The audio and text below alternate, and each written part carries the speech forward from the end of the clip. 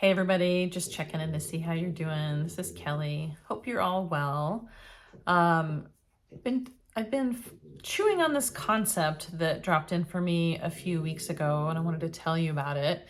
So, about 3 or 4 weeks ago, I was preparing for a presentation in my BNI networking group. I was up for my feature presentation, and it's an opportunity for us to tell a little bit more about ourselves and our businesses and just where we came from.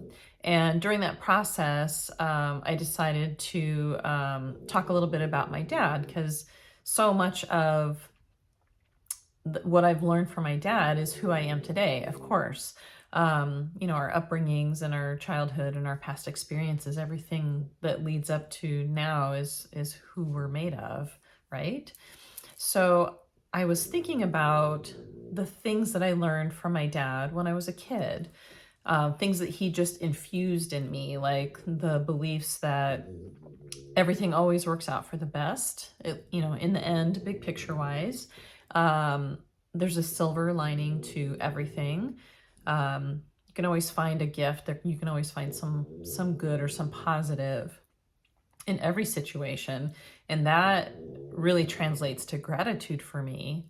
So in my gratitude practice, now as I'm an adult, I think about when I was a kid and learned that concept from him, that yeah, there's, no matter what is happening, whether it's a challenge or a struggle, or if it's something amazing, there's always some sort of gift and always some sort of silver lining that if you choose to look at it, it's there.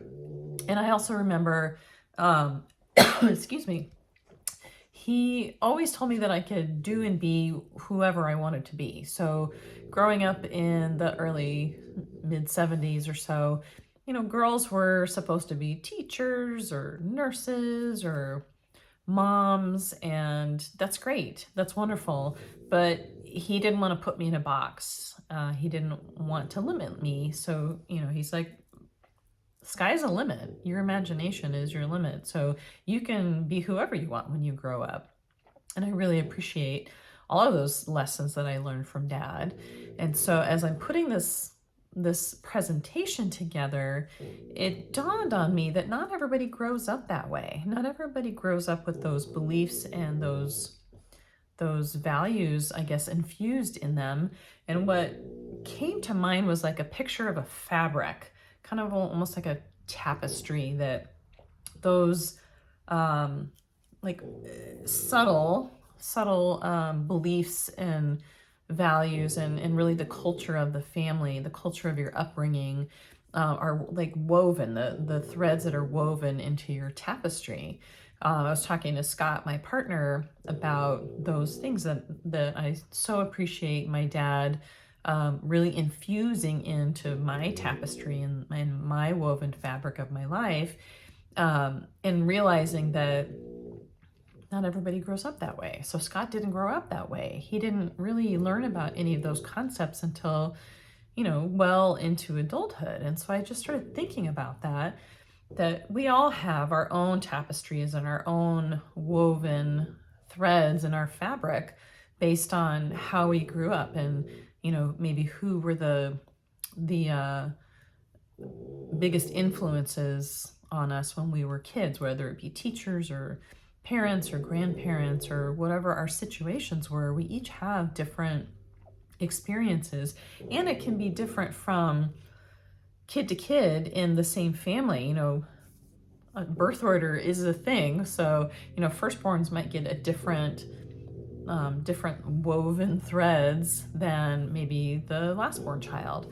So I just find it like a really fascinating concept, and I've been chewing and marinating on it a lot and talking to people about it, about what was like the fabric of what you grew up in. And then I started thinking, oh, well, it's not just what I grew up with, but I'm a parent, so what are my kids growing up with?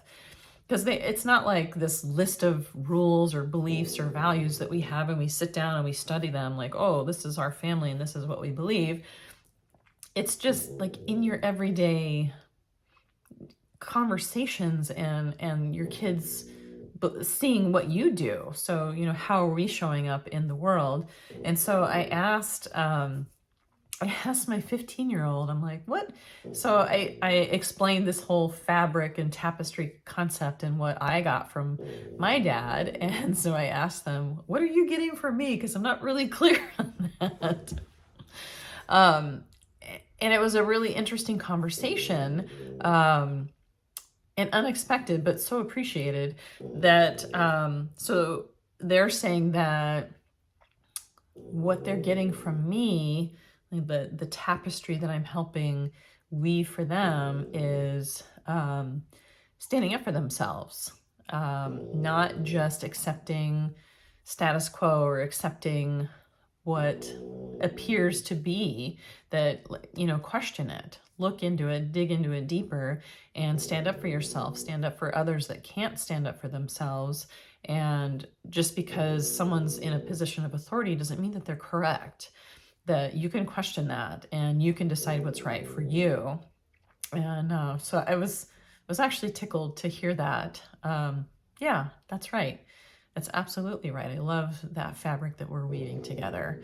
So I just wanted to pop on today. I've been really thinking about this whole fabric or tapestry concept, and it's kind of, and it's in organizations too. And so as I was at my networking meeting today, thinking about the culture of our group, and there's BNI networking groups all over the valley and all over the world, really.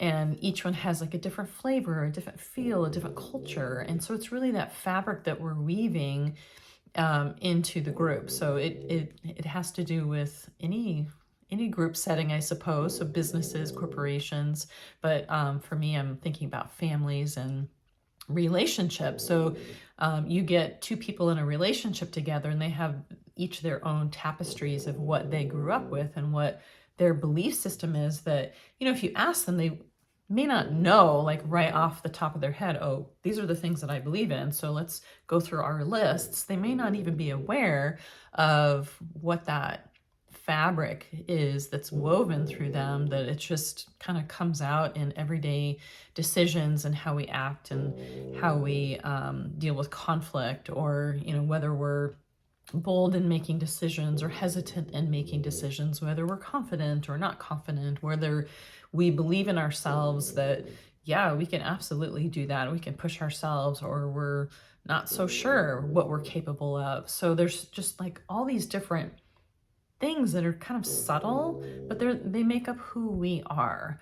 So when you have two different people with different tapestries coming together, and if there's conflict or they're not seeing eye to eye, like, why don't you push yourself, or why aren't you achieving that? The other person's fabric might have been more achievement oriented. So it's just a fascinating concept that I am still playing with, but wanted to bring that to you as I'm thinking about it.